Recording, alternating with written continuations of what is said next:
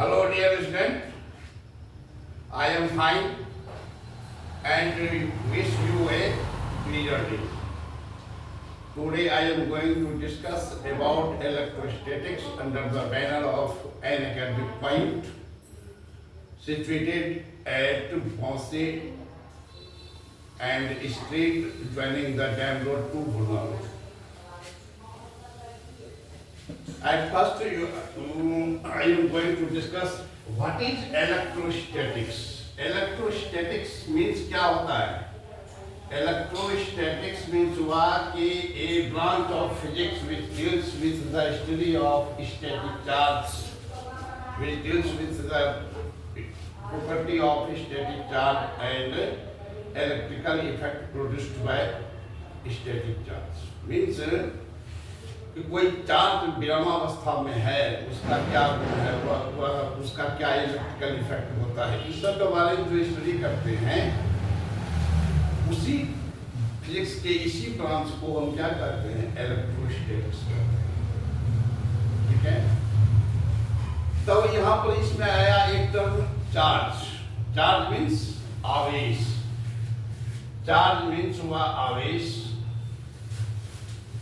आवेश मीन्स आवेश किसको कहते हैं? आवेश का कोई एब्सोल्यूट डिफिनेशन का नहीं है। आवेश का कोई एब्सोल्यूट डिफिनेशन नहीं है। उसको हम क्या कर सकते हैं कि जब दो बॉडी को हम आपस में रगड़ते हैं, जब दो बॉडी को आपस में, दो बॉडी मीन्स क्या, दो लाइक बॉडी नहीं। जैसे कि ये कलम और ये कलम दोनों प्लास्टिक से बना हुआ है, इसको लग रही है इसमें चार्ज उत्पन्न नहीं होगा। अनलाइक बॉडी होना चाहिए। जैसे ये है और ये है, दो अनलाइक बॉडी है, इसको हम रगड़ेंगे, इस पर क्या होता है, एक क्वांटिटी डेवलप होता है, एक राशि विकसित होता है, जिस राशि के कारण ये दोनों बॉडी एक दूसरे को अट्रैक्ट करेगा। इसके साथ ही साथ और छोटा छोटा टुकड़ा जो कोई भी है, जैसे पेपर का टुकड़ा है नहीं, वो सभी को अट्रैक्ट कर लेगा। जैसे हम कंघी, बाल में कंघी करते हैं तो बाल को कागज के टुकड़ा पास ले जाते हैं तो कागज का टुकड़ा अट्रैक्ट हो जाता है। तो बाल में कंघी लगने से बाल और कंघी दोनों पर क्या हुआ, आवेश उत्पन्न हुआ नहीं। इसी कारण बाल जो है कंघी में आपस में सट जाता है, या कंघी के पास पेपर का छोटा छोटा टुकड़ा ले जाते हैं तो वह टुकड़ा सट जाता है। तो रगड़ने से जो ये क्वांटिटी डेवलप हुआ उसको तो हम देख नहीं सकते हैं, इस क्वांटिटी को हम देख नहीं सकते हैं, छू नहीं सकते हैं, केवल उसके इफेक्ट को महसूस कर सकते हैं। उसके द्वारा जो इफेक्ट प्रोड्यूस होता है उसके आधार पर हम ये कह सकते हैं कि दो बटे को रगड़ने से एक चार्ज उत्पन्न हुआ। ठीक है, जैसे कि कंघी को बाल में रगड़ लिए और पेपर के टुकड़ा पास ले गए तो वहां पर क्या हो रहा है, पेपर का टुकड़ा कंघी से सट रहा है, अट्रैक्ट हो रहा है। तो इससे हम निष्कर्ष निकालते हैं कि बाल को कंघी में रगड़ने से आवेश उत्पन्न हुआ। ठीक है, ये तो हुआ आवेश के बारे में कि आवेश क्या है। आवेश को हम देख नहीं सकते, छू नहीं सकते हैं, उसको केवल महसूस कर सकते हैं। आवेश को हम लिखते हैं, आवेश को हम लिखते हैं किससे, आवेश को लिखते हैं क्यू से। कहीं भी आवेश को लिखना है तो इतना बड़ा लेटर नहीं लिखेंगे, बल्कि फट से हम क्या लिख देंगे, क्यू लिख देंगे। कैपिटल क्यू लिखे या स्मॉल क्यू लिखे, इसी से भी हम इसको डिनोट कर सकते हैं। ये हुआ आवेश नहीं। तो आवेश जब एक क्वांटिटी है तो उसका यूनिट होना चाहिए उसको नापने के लिए। तो आवेश का ऐसा यूनिट होता है कूलम्ब।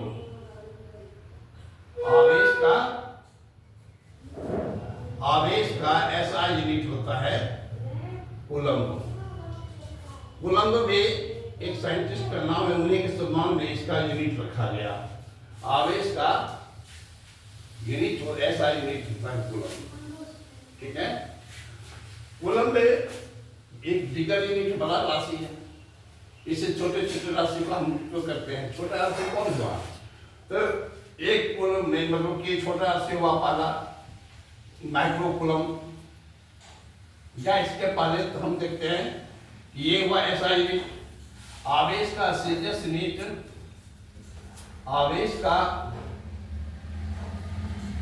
सीजीएस यूनिट होता है, सीजीएस यूनिट आवेश का सीजीएस यूनिट होता है स्टैट कूलम्ब, स्टैट कूलम्ब। और 1 स्टैट कूलम्ब बराबर होता है, 1 स्टैट कूलम्ब बराबर होता है, 1 स्टैट कूलम्ब बराबर होता है 3 × 10⁹ सॉरी 1 कूलम्ब इक्वल टू होता है, 1 कूलम्ब इक्वल टू होता है 3 × 10⁹ स्टैट कूलम्ब। इसी से पता चलता है कि स्टैट कूलम्ब कितना छोटा राशि है, आवेश का कितना छोटा स्टैंडर्ड मान है।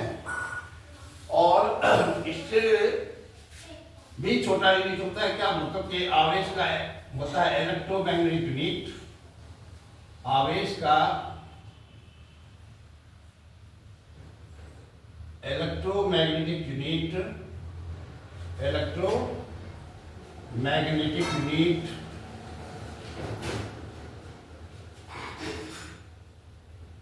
यूनिट होता है, यूनिट बराबर होता है एब कूलम्ब, एब कूलम्ब, ABL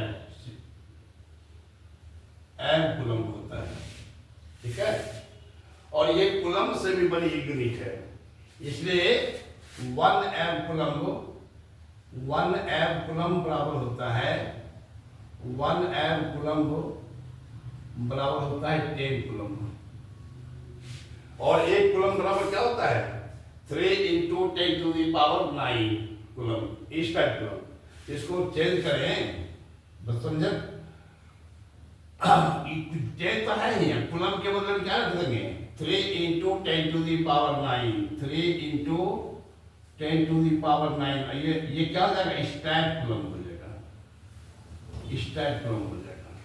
तो ये हो जाएगा कि 3 × 10⁻10 स्टैट कूलम्ब, मतलब 1 एब कूलम्ब बराबर हो गया 3 × 10⁻10। ये 3 × 10⁻10 एक ऐसा नंबर है, ये लाइट की स्पीड के न्यूमेरिकल वैल्यू के बराबर है। नहीं, लाइट का स्पीड c बराबर क्या होता है, c बराबर होता है 3 × 10⁸ मीटर/सेकेंड। इसको सेंटीमीटर में एक्सप्रेस करें तो c = हो जाएगा 3 × 10⁸ तो है नहीं, हम मीटर को करेंगे इसमें 10⁻², मतलब 100 से इंटू करेंगे तो ये हो जाएगा सेंटीमीटर/सेकेंड। ये क्या हो जाएगा सेंटीमीटर/सेकेंड। ये हो जाएगा 3 × 10⁻10 सेंटीमीटर/सेकेंड। ये मतलब ये न्यूमेरिकल वैल्यू जो है, ये न्यूमेरिकल वैल्यू और ये न्यूमेरिकल दोनों इक्वल है, इसलिए हम इसको कह सकते हैं कि 1 एब कूलम्ब, 1 एब कूलम्ब बराबर होता है, 1 एब कूलम्ब बराबर होता है c stat coulomb, c stat coulomb. जहां c क्या हो गया, लाइट का स्पीड याद रखेंगे कि c जो है लाइट का स्पीड है किसमें, SC जैसे यूनिट में, तो 3 × 10⁻10 सेंटीमीटर/सेकेंड। तो मीटर वहां पर केवल क्या लेते हैं, मैग्नीट्यूड लेते हैं, यूनिट से मतलब नहीं है, मैग्नीट्यूड लेते हैं, न्यूमेरिकल वैल्यू लेते हैं 3 × 10⁻10 स्टैट कूलम्ब। ये तो हो गया। अब इसमें भी थोड़ा सा बात है, क्या बात है, और इसका आवेश का ये सभी आवेश का है बड़ा क्वांटिटी है, इससे भी छोटा छोटा क्वांटिटी का यूज करते हैं यूनिट ग्रुप में, जैसे क्या नाम है माइक्रो कूलम्ब है, नहीं? तो माइक्रो मीन्स क्या, 1 माइक्रो कूलम्ब 1 म्यू लिखा हुआ है, इसको पढ़ेंगे माइक्रो, म्यू लिखा हुआ है, म्यू का मतलब micro coulomb. 1 micro coulomb equal होता है 10⁻⁻6 कूलम्ब। और इससे भी छोटा यूनिट में जाएंगे तो मैक्रो लगा देंगे, 1 माइक्रो कूलम इक्वल टू हो जाएगा 10⁻⁻6 इंटू 10⁻⁻6 मतलब 10⁻⁻12 कूलम होता है। कूलम एक बड़ी राशि है, इसलिए उतना बड़ा यूनिट का हम यूज नहीं करते हैं, हम लोग यूज करते हैं माइक्रो कूलम का या माइक्रो कूलम का जनरली। ठीक है, तो ये तो हो गया आवेश का यूनिट। अब है कि आवेश का डायमेंशन क्या होगा। आवेश का डायमेंशन आवेश ऐसा यूनिट पढ़े हो गए 11 में सब में। तो ऐसा यूनिट में क्या है, मास लेंथ टाइम, फिर ये 3 क्वांटिटी हुआ, फिर होता है luminous intensity, absolute temperature, electric current. Electric current को मूलराशि माना है, आवेश मूलराशि नहीं है, इसलिए करें आवेश का डायमेंशन होगा इलेक्ट्रिक करंट के टर्म में मालूम होगा। जैसे कि फोर्स का डायमेंशन या वेलोसिटी का डायमेंशन या एक्सेलरेशन का डायमेंशन, ये सभी क्या है mLT के टर्म में हम निकालते हैं। उसी प्रकार ये आवेश का विमा जो होता है इलेक्ट्रिक करंट के टर्म में निकलेगा। आवेश Q बराबर क्या हो जाएगा, हालांकि I बराबर हम क्या पढ़े हैं, I बराबर पढ़ते हैं Q/T, इसलिए Q बराबर क्या हो जाएगा IT हो जाएगा।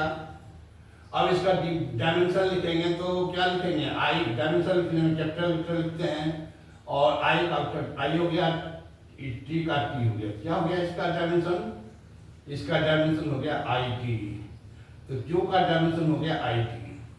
ये सब छोटा सा बात याद रखना चाहिए, कहे कि आगे छोटे डायमेंशन सब कहीं निकालना पड़ेगा तो उसमें आवेश सब आएगा, तो फट से लिख सकते हैं कि आवेश का डायमेंशन IT होता है। ठीक है, उसके बाद तो आते हैं कि ये तो हो गया आवेश के बारे में ये सब बात। अब है कि आवेश का प्रकार, आवेश का प्रकार।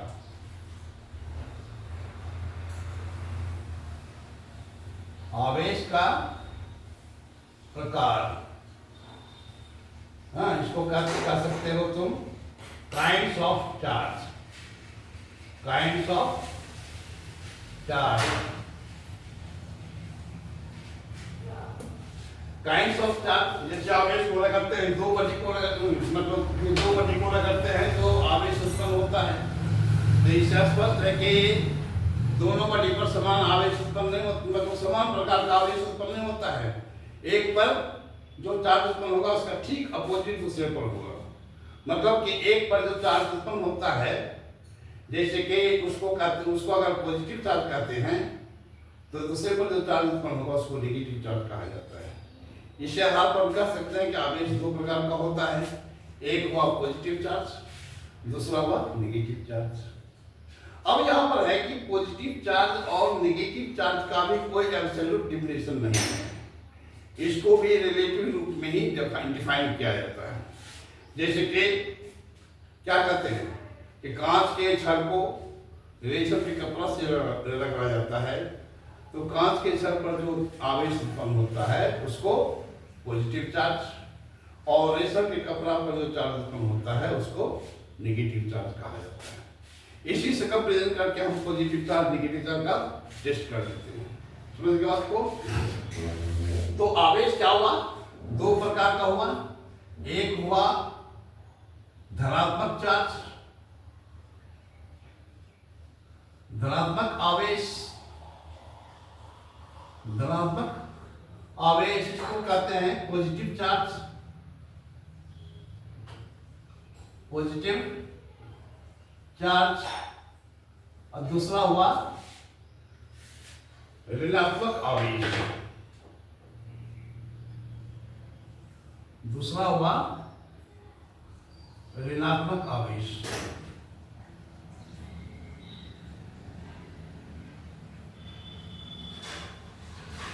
इसको कहते हैं नेगेटिव चार्ज, नेगेटिव चार्ज। तो ये आवेश दो प्रकार का हुआ, नहीं तो पॉजिटिव चार्ज मतलब क्या हुआ कि जब कांच की छड़ को रेशम के कपड़ा से रगड़ते हैं तो कांच की छड़ पर जो आवेश उत्पन्न होता है उसको पॉजिटिव चार्ज, और रेशम के कपड़ा पर जो चार्ज होता है उसको नेगेटिव चार्ज कहा जाता है। उसी प्रकार बिल्ली के खाल को एवोनाइट के रॉड से रगड़ते हैं, बिल्ली की खाल को एवोनाइट के रॉड से रगड़ते हैं तो एवोनाइट रॉड पर जो चार्ज उत्पन्न होता है वह होता है पॉजिटिव चार्ज, और बिल्ली के खाल पर जो चार्ज उत्पन्न होता है उसको कहते हैं नेगेटिव चार्ज। इस तरह से हम उसका एक टेबल है, मतलब कि पेयर ऑफ मैटर का, जैसे कांच का छड़ और रेशम एक पेयर हो गया, कांच का छड़ और रेशम का कपड़ा एक पेयर हो गया, इन दोनों पेयर को रगड़ते हैं तो कांच पर पॉजिटिव चार्ज और रेशम के कपड़ा पर नेगेटिव चार्ज। उसी प्रकार दूसरा पेयर हो गया एवोनाइट का छड़ और बिल्ली का खाल, ये दोनों का पेयर, दोनों पेयर को रगड़ते हैं तो एवोनाइट छड़ पर जो चार्ज उत्पन्न होता है वो पॉजिटिव चार्ज, और बिल्ली के खाल पर जो चार्ज होता है नेगेटिव चार्ज। ये सब और सभी पेयर है, खैर इतना याद रखो। तो ये हो गया पॉजिटिव धनात्मक चार्ज, ऋणात्मक चार्ज। अब है कि चार्ज उत्पन्न क्यों होता है? नहीं, दो बॉडी को, दो अनलाइक बॉडी को जब हम रगड़ते हैं तो चार्ज क्यों चार्ज उत्पन्न होता है? तो इसको समझने के लिए तुम लोग समझ चुके, जानते नहीं है कि सभी पदार्थ किससे मिलकर बना हुआ है? एटम से मिलकर बना हुआ है, और एटम जो है 3 फंडामेंटल पार्टिकल से मिलकर बना हुआ है। एक को कहते हैं पॉजिटिव चार्ज, दूसरे को कहते हैं नेगेटिव चार्ज, सॉरी, एक को कहते हैं प्रोटॉन, दूसरे को कहते हैं इलेक्ट्रॉन, और तीसरे को कहते हैं न्यूट्रॉन। इसमें इलेक्ट्रॉन पर जो होता है नेगेटिव चार्ज होता है, और प्रोटॉन पर पॉजिटिव चार्ज होता है, और न्यूट्रॉन पर कोई चार्ज नहीं होता, वह उदासीन कण होता है। ठीक है, इसमें भी प्रोटॉन और न्यूट्रॉन क्या है? मासिव पार्टिकल है, और इलेक्ट्रॉन जो है लाइटर पार्टिकल है। इसलिए प्रोटॉन जो होता है, एक प्रोटॉन और न्यूट्रॉन जो होता है एटम के सेंटर पर पैक्ड होता है, हाँ? और जिसको क्या कहते हैं? न्यूक्लियस कहते हैं। और electron, negatively charge particle electron जो होता है वो उस न्यूक्लियस के चारों ओर एक वृत्ताकार, मतलब सर्कुलर पाथ में घूमते रहता है, जिसको कि हम ऑर्बिट कहते हैं। खैर ठीक है, तो ये समझ गए। तो दो अनलाइक एटम के बारे में समझ गए कि एटम में जो है यह एक प्रकार का एटम है, मान लो ये एक टाइप का एटम है जिसके न्यूक्लियस में क्या है? प्रोटॉन और न्यूट्रॉन है, और इसके चारों ओर इलेक्ट्रॉन घूम रहा है।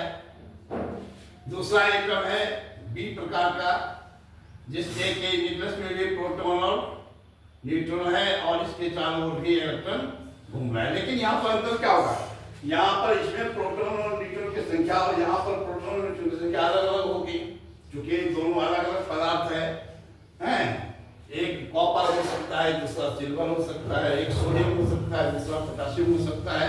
ये सब क्या देखते हैं कि दोनों के केंद्रक में, दोनों के न्यूक्लियस में प्रोटॉन और न्यूट्रॉन की संख्या भिन्न होती है, और उसके ऑर्बिट में घूमने वाले इलेक्ट्रॉन की संख्या भी भिन्न होती है।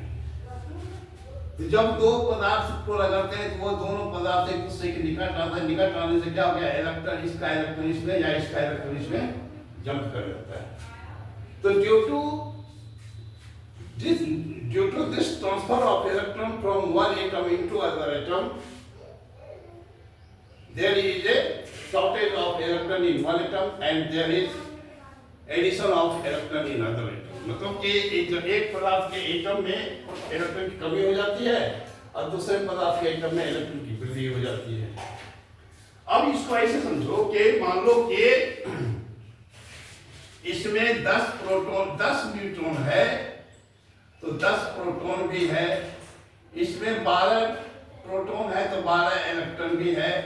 ये इक्वल होता है, क्योंकि एटम नंबर का परिभाषा ये कहता है। एटम नंबर क्या कहता है कि किसी भी एटम के नाभिक में प्रोटॉन की संख्या या उसके चारों ओर घूमने वाले इलेक्ट्रॉन की संख्या को परमाणु संख्या कहते हैं, और ये दोनों इक्वल होता है क्योंकि एटम क्या है? इलेक्ट्रिकली न्यूट्रल होता है। इतना बात याद नहीं करना है, बात सिर्फ इतना याद करना है कि जब दो पदार्थ को आपस में रगड़ा जाता है तो एक पदार्थ से इलेक्ट्रॉन निकल कर दूसरे में चला जाता है। एक में इलेक्ट्रॉन की कमी हो गया और दूसरे में इलेक्ट्रॉन की वृद्धि हो गया। लेकिन उसमें क्या है, प्रोटॉन जितना है उतने रहेगा। मान लो कि किसी में 10 प्रोटॉन है, 10 इलेक्ट्रॉन है, 1 इलेक्ट्रॉन निकल के चला गया, 2 इलेक्ट्रॉन बचा, तो 9 इलेक्ट्रॉन और 9 प्रोटॉन को न्यूट्रलाइज करेगा, 1 प्रोटॉन न्यूट्रलाइज कर जाएगा। उसी के कारण इस पर एक यूनिक पॉजिटिव चार्ज उत्पन्न होता है। इस पर 1 इलेक्ट्रॉन बढ़ गया, पहले जिस पर इलेक्ट्रॉन था वो प्रोटॉन को न्यूट्रलाइज कर रहा था, एक्सेस जो इलेक्ट्रॉन आया वह न्यूट्रलाइज नहीं हुआ, इसलिए उस पर भी आवेश उत्पन्न हो जाता है। तो कहने का मतलब हुआ कि जो पदार्थ इलेक्ट्रॉन त्याग करता है उस पर पॉजिटिव चार्ज, क्योंकि उसमें इलेक्ट्रॉन कमी हो गया, और जो पदार्थ इलेक्ट्रॉन गेन करता है उस पर नेगेटिव चार्ज, उस पर एक्सेस इलेक्ट्रॉन हो गया।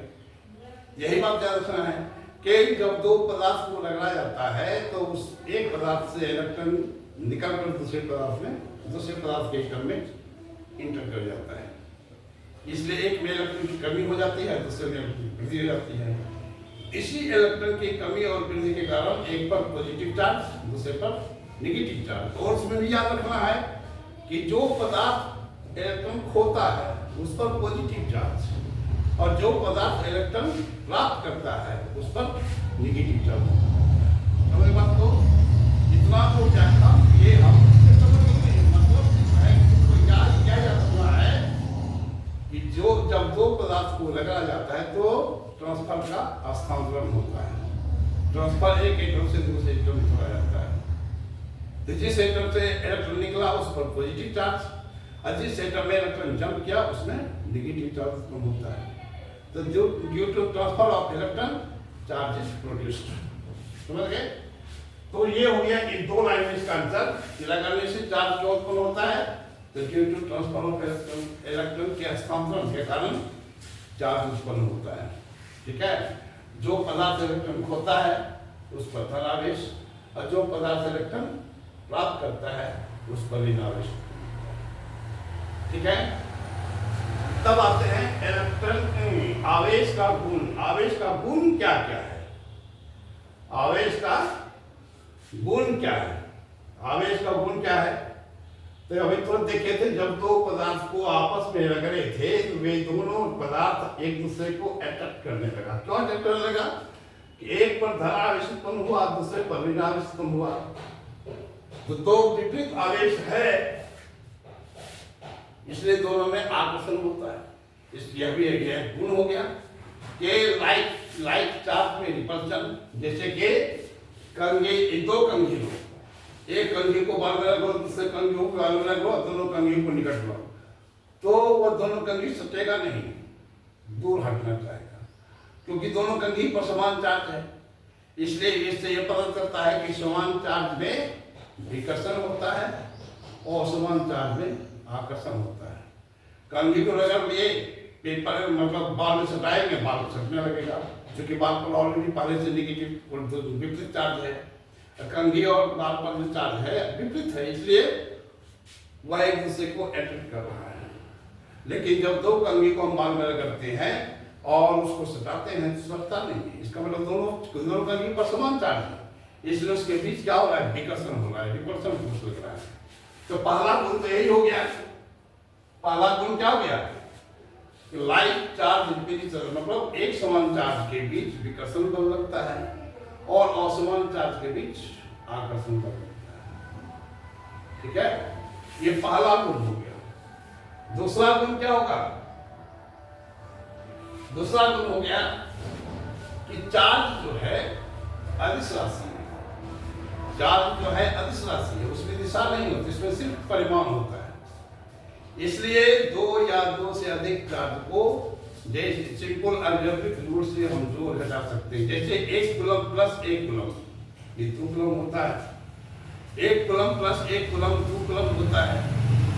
लेकिन 1 मीटर प्लस 1 मीटर हम कंफर्मली नहीं कर सकते, वह 2 मीटर नहीं होगा, क्योंकि न्यूटन बल है। बल क्या है? वेक्टर राशि है। इसलिए 1 मीटर प्लस 1 मीटर हम कंफर्मली नहीं कर सकते कि वह 2 मीटर ही होगा। हो सकता है तो उसे कम भी हो, नहीं? तो ये डिपेंड करता है डायरेक्शन पर। हाँ, तो वेक्टर का एडिशन जो होता है डायरेक्शन पर डिपेंड करता है स्केलर का एडिशन में स्केलर में चूंकि टेंशन ही नहीं होता है, इसलिए इसको हम सिंपल अलजेब्रिक रूल से जोड़ सकते हैं या घटा सकते हैं। ठीक है, इसलिए चार्ज आवेश जो है अदिश राशि है, आवेश जो है अदिश राशि है। ठीक है, तीसरा बात क्या कहेंगे, आवेश ना तो नष्ट हो सकता है ना उसको हम उत्पन्न कर सकते हैं। कहोगे कि सर अभी तो आप बोले कि जब दो बड़ी को लगाया जाता है तो चार्ज उत्पन्न होता है, यहाँ तो उत्पन्न हुआ, लेकिन वह हम बोलने की भाषा में बोलते हैं, लेकिन चार्ज ऑलरेडी पदार्थ में है पहले से, उसका सिर्फ एडजस्टमेंट हुआ, नगरने से क्या हुआ, एडजस्टमेंट हुआ, एक का चार्ज थोड़ा सा निकाल के दूसरे चला गया, नहीं एक में कमी हो गया दूसरे में वृद्धि हो गया। तो इस तरह से चार्ज उत्पन्न है, चार्ज ऑलरेडी है उसमें, सिर्फ उसका स्थानांतरण हो गया, ट्रांसफर हो गया। इसलिए हम उसको क्या कह सकते हैं कि यहाँ पर चार्ज उत्पन्न नहीं हुआ है, सिर्फ उसका ट्रांसफर हुआ है। इसलिए कहा जाता है चार्ज को ना तो हम उत्पन्न कर सकते हैं और ना ही नष्ट कर सकते हैं। ठीक है, तो अभी इतना ही करो, अगले क्लास में इसके आगे बताएंगे। अभी तत्काल